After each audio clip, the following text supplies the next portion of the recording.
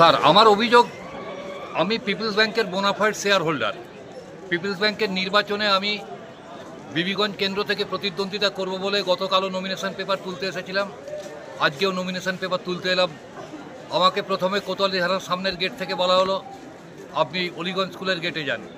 অলিগঞ্জ স্কুলের গেটে গেলাম, বললো এখানে নয়, আবার যান, ওখানে তরুণবাবু ছিলেন, ওনাকে জিজ্ঞেস করুন। উনি বললেন যে না, ওই গেট দিয়েও নয়, সোজা চলে যান, কেল্লাপুকুরের পাশ দিয়ে চলে যান।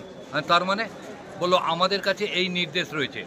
আমি একটা জিনিস ভেবে পাচ্ছি না, 51টা সিটের তো সবকটা সিটেই তৃণমূল কংগ্রেস প্রার্থী দিয়েছে। আমরা যারা পিপলস ব্যাংকের ভালো চাওয়ার জন্যে পিপলস ব্যাংকের ডেলিগেট হিসেবে অংশগ্রহণ করতে চাইছিলাম, আমাদেরকে কিছুতেই করতে দেয়া হলো না। কিসের ভয়? তৃণমূল কংগ্রেসের এত কিসের ভয় যে কোনো বিরোধী রাজনৈতিক দলের কোনো প্রার্থী থাকলে তাদের হেরে যাওয়ার সম্ভাবনা আছে? তাহলে জনভিত্তি তাদের নেই, তাহলে পিপলস ব্যাংক প্রপারলি পরিচালনা করা হয়নি। এই পরিচালন ব্যবস্থার ত্রুটি এবং গলদ ধরার জন্যে আমি এখানে প্রার্থী হতে চেয়েছিলাম, কিন্তু আমাকে কোনো অবস্থাতেই পুলিশ প্রশাসন, যারা তৃণমূলের দাসানুদাস, আজকে তারা আমাকে সর্বত্র আটকে দিয়ে আমাকে ফিরিয়ে দিল, কোনো জায়গাতে নমিনেশন করতে দিল না। এখন বাড়ি চলে যাবেন?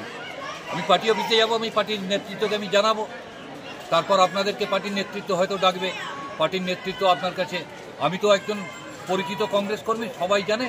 আমি 6 বারের কাউন্সিলর, আমি মেদিনীপুর মিউনিসিপ্যালিটির চেয়ারম্যান, 3 বার ভাইস চেয়ারম্যান, পার্লামেন্টে কংগ্রেসের প্রার্থী হয়েছি, আমি এআইসিসির মেম্বার। আমাকে যদি এখানে নমিনেশন করতে দেওয়া আনা হয়, তাহলে গোটা বাংলা জুড়ে যেভাবে সন্ত্রাসের নির্বাচন বিভিন্ন জায়গাতে করে বিরোধী পক্ষের কাউকে নমিনেশন করতে না দেওয়া হয়, মেদিনীপুর পিপলস ব্যাংকের ক্ষেত্রে আজকে একটা রাজনৈতিক কলঙ্কের দিন এবং গণতন্ত্র হত্যার দিন। আমার এটাই অভিব্যক্তি আমি আপনাদের সামনে তুলে ধরব। আমি আধার কার্ড এবং ভোটার কার্ড দুটোই নিয়ে এসেছিলাম। আমার আইডেন্টিটি সবাই জানে, কোতোয়ালি থানা জানে, ডিআইবি জানে, গোটা পশ্চিমবাংলার মানুষ